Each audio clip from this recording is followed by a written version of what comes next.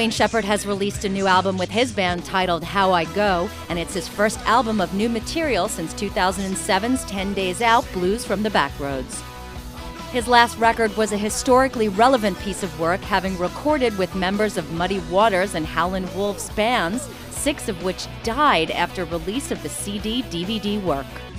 Stripped back to bare bones and signed to Roadrunner Records, How I Go is the band going back to its own roots, back to Blue on Black, the runaway hit song that was a staple of rock stations in 1998.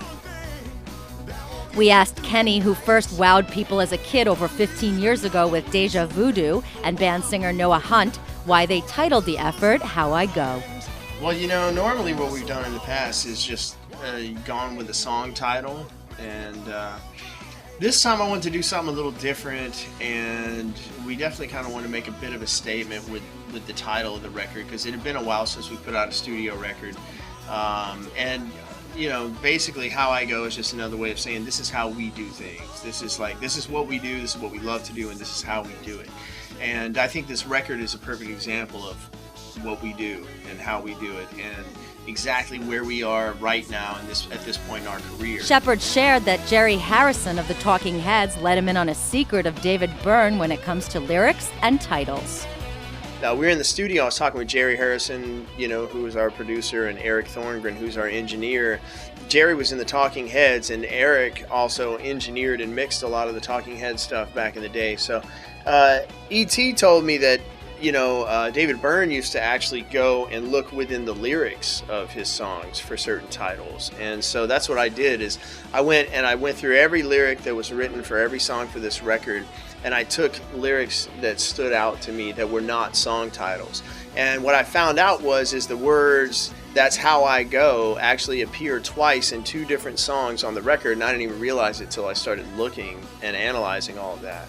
And so we had a list of contenders, and we just kind of tossed the ideas around, and that was the one that seemed to be the coolest and the most relevant.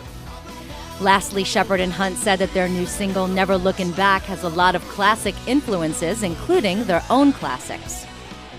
Well, it was another song that I wrote that song with Mark Selby and Tia Sillers, who we wrote Blue on Black and Deja Voodoo and all these songs with over the years, and it just kind of started as it's a certain kind of blues, rock and roll kind of rhythm groove. It's a groove that we've never recorded before, and so I've always wanted to do a song along those lines, and so I started off with that kind of groove, and then I added like the opening riff and stuff, and it kind of took on this Stevie Ray Vaughan, ZZ Top, Rolling Stones kind of vibe to it, and the lyrics, are really, most of this album lyrically is about stuff that I think everybody in this group, but Noah and I both especially relate to. Like that song in particular has a really positive message, and it's something that we both can relate to. It's about, moving ahead in your life in a positive way,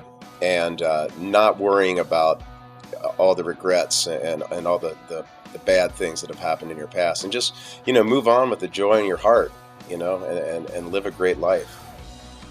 How I Go is currently in stores, and the Kenny Wayne Shepherd Band is touring the U.S. through October 29th. They will then head overseas in November. Going down the road, long sun, going down the road.